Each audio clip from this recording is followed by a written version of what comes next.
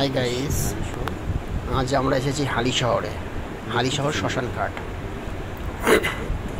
আর এই শ্মশানঘাটটা এই জন্যই দেখাবো সবাইকে যে শ্মশানের মধ্যে একটা কালী ঠাকুর আছে, যার একটা বিশেষ বৈশিষ্ট্য আছে। এটা তো দেখাবোই, সাথে দেখাবো রামঘাট, রাম সীতাঘাট। ঠিক আছে, তো চলুন আমরা দেখে আসি হালিশহরের শ্মশানঘাটটাকে। সুন্দর একটা জায়গা, খুব সুন্দর দৃশ্য। এটা হচ্ছে ঘাটের সামনে যেই গঙ্গা আছে, ওই গঙ্গাটা, এই গঙ্গাঘাটটা চারিদিকে দেখুন কত সুন্দর একটা জায়গা।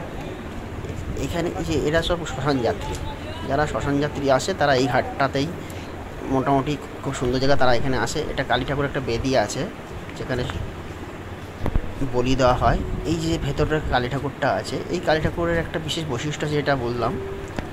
এই কালী ঠাকুরের বৈশিষ্ট্যটা হচ্ছে কালী ঠাকুরের জিভ বার করা নেই। এখানকার একমাত্র একটা কালী ঠাকুর আছে যার কোনো জিভ বার করা নেই।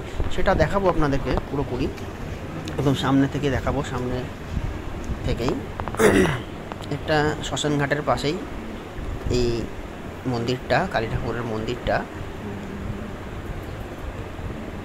দেখতে পাচ্ছেন আপনারা। এই মন্দিরের মধ্যে যে ঠাকুরটা আছে, ঠাকুরের পায়ে প্রায় 108টা মতো খুলি আছে। এই শ্মশান থেকে কালেক্ট করা এই খুলিগুলো। পাশে একটা ভীষণ বড় গাছ, এই গাছটা খুব বড় একটা গাছ। এই যে দেখুন, এই খুলি কথা বলছিলাম, এই যে সেই খুলি 108টা খুলি এখানে মোটামুটি আছে, যা কালী ঠাকুরের পায়ের সামনে সব রাখা আছে। এবং কি এই কালী ঠাকুরটা দেখবেন, একটা ঠাকুরের মাথা পুরো কাটা আছে।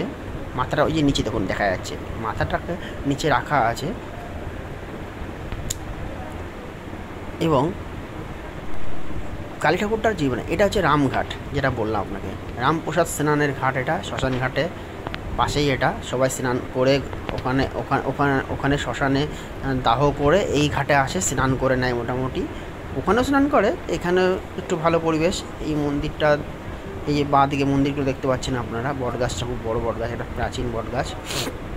এই সিঁড়িটা দিয়ে যেতে হয় ঘাটে, পাশ দিয়ে সব ঠাকুরের বেদি। এটা শিব মন্দির, শিবের বেদি। তারপরে আছে বজরংবলীর একটা মূর্তি, খুব সুন্দর বজরংবলী।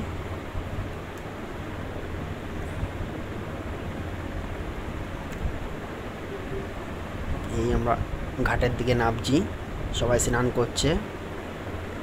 যারা ওখানে দাহ করে শ্মশান ঘাটে, ওখান থেকে এখানে এসেও তারা স্নান টান করে বাড়ি চলে যান। এই দুপাশ থেকে সব যারা দরিদ্র আছে, সন্ন্যাসী আছে, ওরা বসে থাকে।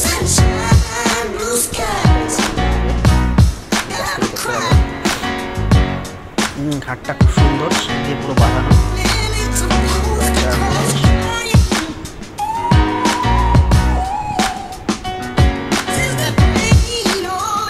আর এই গঙ্গাটা হচ্ছে ওই নৈহাটি থেকে ত্রিবেণী দিয়ে যাওয়ার যে একটা গঙ্গা, প্রাচীনকালের মধ্যে ঝাঁস টাস চলতো।